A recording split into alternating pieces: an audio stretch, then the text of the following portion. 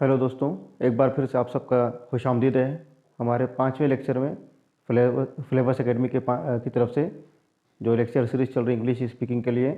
इसके 5वें लेक्चर में आपका फिर से खुशामदीद, स्वागत, वेलकम।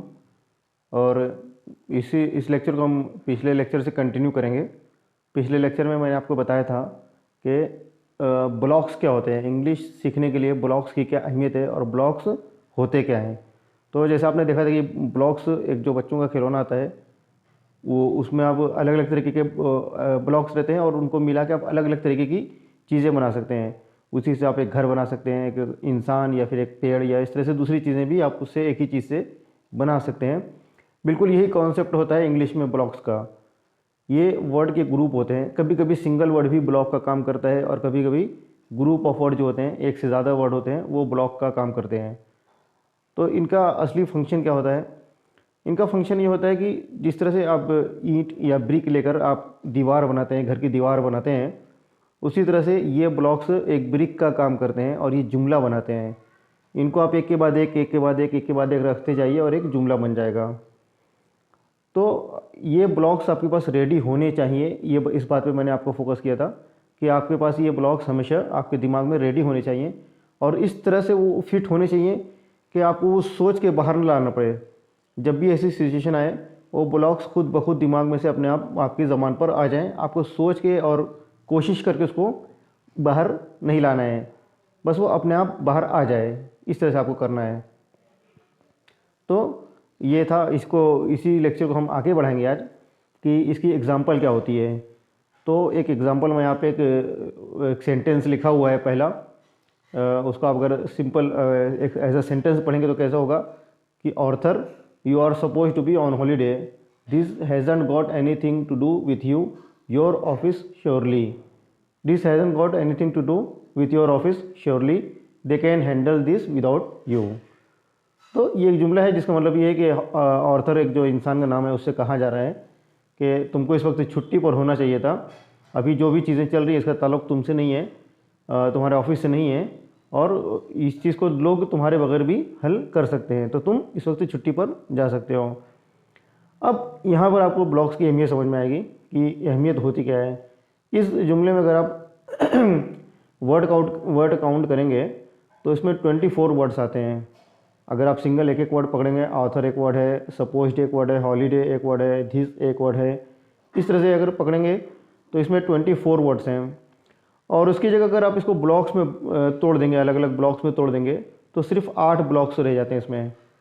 तो 24 वर्ड्स को आपने तोड़ के 8 ब्लॉक में कन्वर्ट कर दिया है। अब आपका काम 1/3 हो गया है। जो आपको 24 वर्ड्स याद होने चाहिए इस जुमले के, उसकी जगह अब सिर्फ आपको 8 ब्लॉक्स याद करने हैं। आपने अपना काम 1/3 हद तक कम कर दिया। यही फ़ायदा है ब्लॉक्स में प्रैक्टिस करने का। तो हमने ब्लॉक्स बनाया किस तरह है, ये भी एक इम्पॉर्टेंट चीज़ है कि ब्लॉक्स बनेगा किस तरह से। ब्लॉक्स बनाने का मतलब ये होता है कि आप एक जुमले को इतने हिस्से में तोड़िए कि हर हिस्सा एक मुकम्मल मालूमात दे, वो होता है ब्लॉक। आर्थर ये इंसान का नाम है, ठीक है, ये इसी पे कट जाएगा, ये एक ब्लॉक हो गया। You are supposed to be, तुम्हें होना चाहिए था।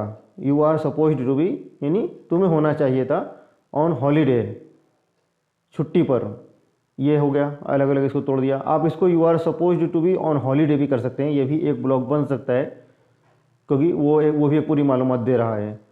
तो इसको आप चेंज करके कर सकते हैं कि you are supposed to be on holiday. इसको हम यहाँ पे कर देते हैं।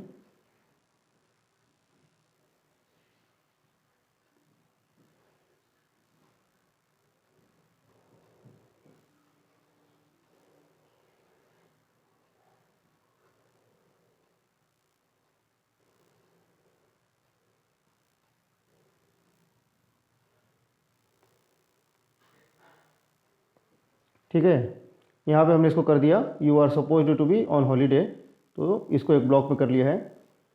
उसके बाद उसके आगे चलते हैं। तो this hasn't got anything to do with your office, इसको भी आप एक कर सकते हैं यहाँ पे भी।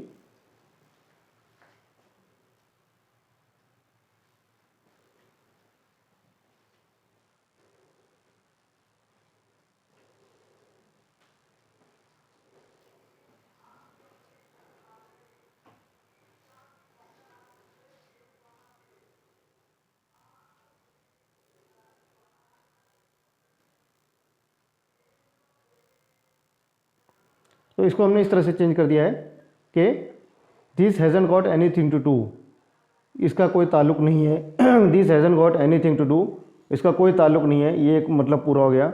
विथ योर ऑफिस, तुम्हारे ऑफिस के साथ, इसको हमने अलग ब्लॉक में डाल दिया है। श्योरली, यकीनी तौर से, ये एक वर्ड है, लेकिन ये यहाँ पे एक वर्ड भी, सिंगल वर्ड भी ब्लॉक का काम करेगा। यही मैं आपको बता रहा हूँ कि कहीं कहीं सिंगल वर्ड भी ब्लॉक का काम कर जाता है। दे can handle this, they can handle this, वो इसे सुलझा सकते हैं या इसको निपटा सकते हैं। विदाउट यू, तुम्हारे बगैर। तो अब इसमें आप जब देखेंगे इसको हमने जितने भी तोड़ा है, तो हर एक हिस्सा जो है एक मुकम्मल मालूमात देता है। उस मालूमात को सुनने के बाद आपको ये नहीं होता है कि इसमें कुछ अधूरापन लगे, बस, लेकिन आपको समझ में आता है कि एक मुकम्मल बात यहाँ पे पूरी हो रही है। तो इन चीज़ों को पढ़ने का इस तरह से ब्लॉग में फ़ायदा क्या होगा, वो ये होगा कि जब अगली बार आप कुछ जुमला बना रहे होंगे तो ये ब्लॉक्स आपके दिमाग में से निकल कर आ जाएंगे उस जुमले के बनाने में। जैसे इस जुमले में आप कहते हैं, ये है एक जुमला इसमें कि दे कैन हैंडल दिस, यहाँ पे लिखा है दे कैन हैंडल दिस। अब ये इसका मतलब आपने समझ लिया, दे कैन हैंडल दिस का मतलब होता है वो इसे निपटा सकते हैं। अब इस जुमले को आप, इस ब्लॉक का आप आगे चल के कहीं भी इस्तेमाल कर सकते हैं। अगर आपसे कोई कहे कि क्या तुम्हारे दोस्त लोग फलां चीज़ कर सकते हैं, तो आप कहेंगे कि दे कैन हैंडल दिस। आपको ये चीज़ याद आ जाएगी कि दे कैन हैंडल दिस का मतलब कि वो लोग इस चीज़ को कर सकते हैं, हल कर सकते हैं, सुलझा सकते हैं या बेहतर तरीके से कर सकते हैं। तो अगली बार जब आपको ये चीज़ सामने आएगी तो आप इसको, इस एक ब्लॉक को उठा के, इस जुमले में से उठा के वहाँ पे फिट कर देंगे। तो ये ब्लॉक में याद करने का फ़ायदा होगा। अगर आप इसको सिंगल वर्ड के तौर पे याद करते तो ना ये जुमला बना पाते और ना इसको यूज़ कर पाते, क्योंकि इंग्लिश के कंस्ट्रक्शन अलग होते हैं। मैंने ये कल बताया था आपको कि हर लैंग्वेज के सेंटेंस जो होते हैं अलग तरीके से बनते हैं। हर लैंग्वेज के उसूल सेंटेंस बनाने के अलग अलग होते हैं। तो यहाँ पे आपने देखा कि इस तरह से अगर ब्लॉक्स में याद कर लेंगे, और इस याद करने के बाद एक फ़ायदा ये भी है कि आप इसको थोड़ा सा चेंज करके भी दूसरी तरह से यूज़ कर सकते हैं। जैसे यहाँ पे आपने ऊपर लिखा है कि you are supposed to be on holiday. तो अब हर आदमी तो हमेशा हॉलीडे पे रहेगा नहीं, लेकिन you are supposed to be, इसका मतलब आपको पता हो गया है। You are supposed to be का मतलब होता है तुम्हें तो होना चाहिए था। अब ऑन हॉलीडे की जगह आप उसको चेंज करके in school, in college, in market कर सकते हैं कि अरे तुम्हें तो बाज़ार में होना चाहिए था, तुम्हें तो स्कूल में होना चाहिए था। तो you are supposed to be, ये जुमला आपके दिमाग में बैठा है, और ऑन के आगे हॉलीडे की जगह कुछ और लगाना है बस।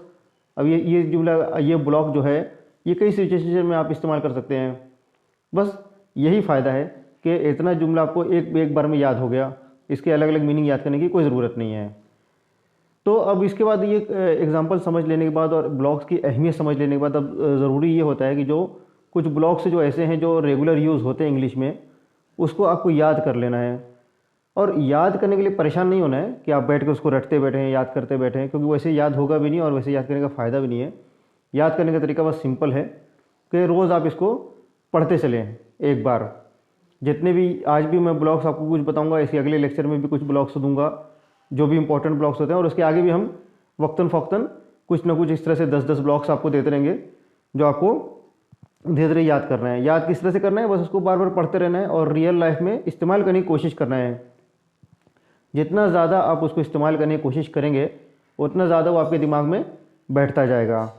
तो इस्तेमाल करना ही असली उसकी दिमाग में बैठाने की असली प्रैक्टिस है। और उससे पहले आप उसको बार बार जब भी मौका मिले तो आप मोबाइल खोल लें और उसमें बार बार उसको उसके तर्जुमे के साथ में देखते रहें कि इसका मतलब क्या होता है। और तर्जुमे के साथ देखने के बाद आप उसको दिमाग में ये भी सोचें कि इसको मैं किन किन सिचुएशंस में इस्तेमाल कर सकता हूँ। तो वो जो आपका दिमाग उस चीज़ के लिए, जब वो सिचुएशन रियल लाइफ में आएगी तो दिमाग आपका पहले से तैयार रहेगा कि हाँ मुझको इस चीज़ को इस्तेमाल करना है। तो दिमागी तौर से अपने आप को बिल्कुल तैयार रखेंगे, जब भी ये सिचुएशन मेरे सामने आएगी तो मैं इस जुमले का इस्तेमाल करूँगा। और अगर आप ये सब नहीं करेंगे तो फिर बहुत मुश्किल है इंग्लिश सीख पाना। जब तक आप इसको अपने रियल लाइफ में नहीं लेकर आ पाएंगे तो बहुत मुश्किल है। और इसमें एक चीज़ और यहाँ पे मैं बात बता दूँ कि झिझक जो होती है वो इंग्लिश सीखने में आपके लिए बहुत बड़ी नुकसानदेह चीज़ साबित होती है। झिझक क्या होती है कि बहुत से लोग इंग्लिश समझ भी लेते हैं और अच्छा बोल भी लेंगे अगर उनको अकेले खड़ा कर दिया जाए, लेकिन अगर उनको किसी ऐसे इंग्लिश स्पीकर के साथ खड़ा कर दिया जाए जिसकी इंग्लिश अच्छी हो तो वो झिझकते हैं, उनके जो कॉन्फिडेंस रहता है वो डाउन हो जाता है। और वो जो चीज़ें उनको आती रहती हैं वो भी भूल जाते हैं। जो चीज़ें बिल्कुल आसानी से वो उसकी इंग्लिश का जवाब इंग्लिश में दे सकते थे, लेकिन वो घबराहट और झिझक में वो उनको कोई लफ्ज़ उनके दिमाग पे आता ही नहीं है और वो उर्दू में बोलते हैं जवाब, और फिर बाद में सोचते हैं कि अच्छा यार इसका जवाब तो ये था, मैं याद ही नहीं आया उस टाइम पे। तो ये झिझक रहती है जो नुकसान पहुंचाती है आपको, तो उस चीज़ को दूर कर देना है बिल्कुल। एक रिसर्च के उसमें ये सामने आई बात कि दुनिया में 96% लोग जो होते हैं वो गलत इंग्लिश बोलते हैं, सिर्फ 4% लोग हैं जो सही इंग्लिश बोलते हैं। तो हम वैसे भी मेजोरिटी में हैं भाई, हम सब गलत इंग्लिश बोलते हैं, सब मेजोरिटी में हैं। तो इंग्लिश जो है ना, एक मास्टरी करने का टूल वो नहीं है कि मैं इंग्लिश में मास्टर हो गया, वो मकसद नहीं है हमारा। इंग्लिश एक टूल है। टूल का क्या काम होता है, औजार का क्या काम होता है, उससे एक मकसद पूरा होता है। आप कोई हैमर लेके किसी चीज़ को ठोक दिया, या प्लायर से किसी चीज़ को खींचना है, तो या स्क्रू ड्राइवर है उससे आप कुछ टाइट करना होता है। तो औजार का काम क्या होता है, उसको हमको मास्टर नहीं करना होता कि हमको हैमर इस्तेमाल करना बहुत अच्छे से आ गया, हथौड़ा को मतलब बहुत अच्छे से इस्तेमाल कर रहे हैं हम, नहीं। हमको उसको एक चीज़ थी, उसको कुछ ठोकना तो उसके लिए यूज़ किया और फिर बाद में वहाँ वहाँ रख दिया उसकी जगह पे। तो इंग्लिश का इस्तेमाल भी इसी तरह से करना है आपको। इंग्लिश को भी एक टूल समझना है। इंग्लिश टूल है किस बात का, कि आप अपनी बात को सामने वाले तक पहुंचा सकें और सामने वाली बात को समझ सकें। अगर आपकी इंग्लिश से इतना मकसद पूरा हो रहा है तो आपकी इंग्लिश ठीक है। अब वो सही गलत और ग्रामर सही है कि नहीं है, वो आप स्कूल में तो बैठे नहीं है कि स्कूल का एग्ज़ाम देना है।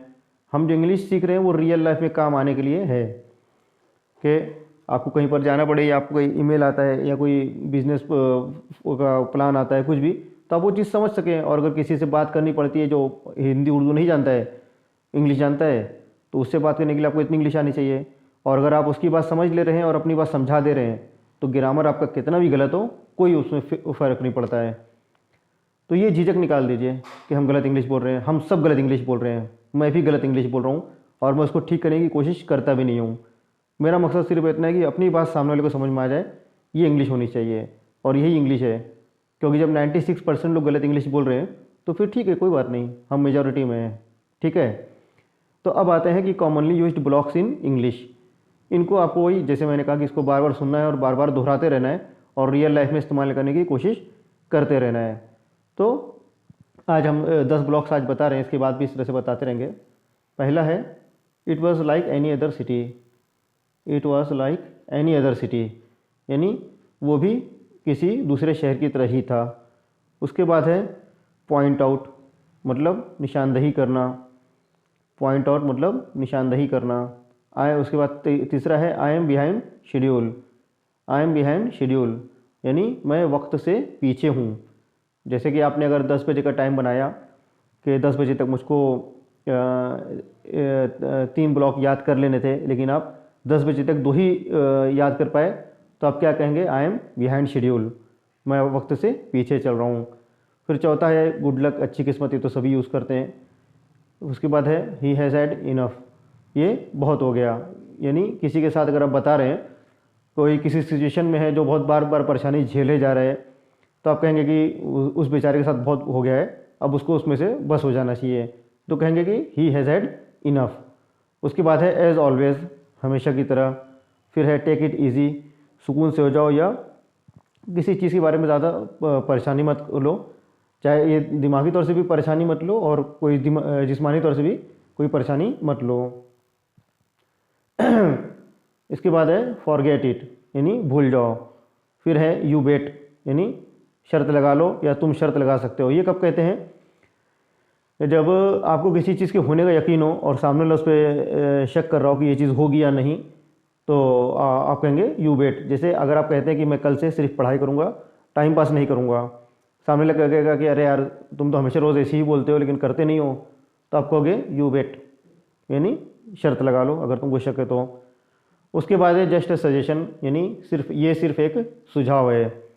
फिर है इन दी एंड, दैट इसका मान है आखिर में।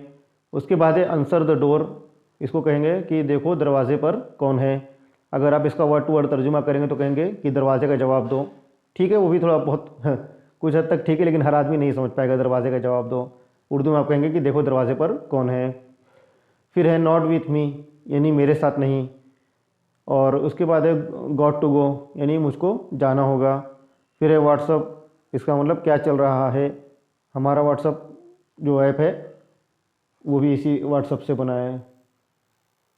व्हाट्सअप और एप्लीकेशन का ऐप मिला के व्हाट्सएप उसने बनाया है। फिर है सर्टेनली नॉट, यानी यकीनन नहीं। उसके बाद गुड थिंकिंग, अच्छी सोच। फिर है डोंट यू डेयर, यानी हिम्मत मत करना। उसके बाद डोंट बी सिली, यानी बेवकूफ़ी मत करना।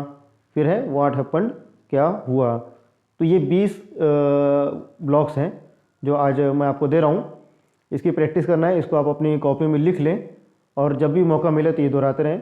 और इसके साथ में जो पिछले जो ग्रुप ऑफर्स दिए थे वो भी दोहराते रहें जब भी मौका मिले। फिलहाल इस पर फोकस ज़्यादा करें जो आज से ब्लॉक से दिए जा रहे हैं, लेकिन वो पिछला छोड़ना नहीं है, वो छोड़ने का नुकसान होगा, उसको भी दोहराते रहें। तो ठीक है दोस्तों, आज के लिए इतना ही।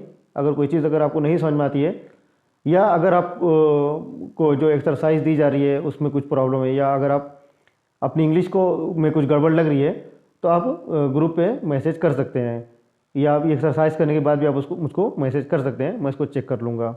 ठीक है दोस्तों, शुक्रिया। और हाँ ठीक है, शुक्रिया। अगले लेक्चर में मिलते हैं फिर।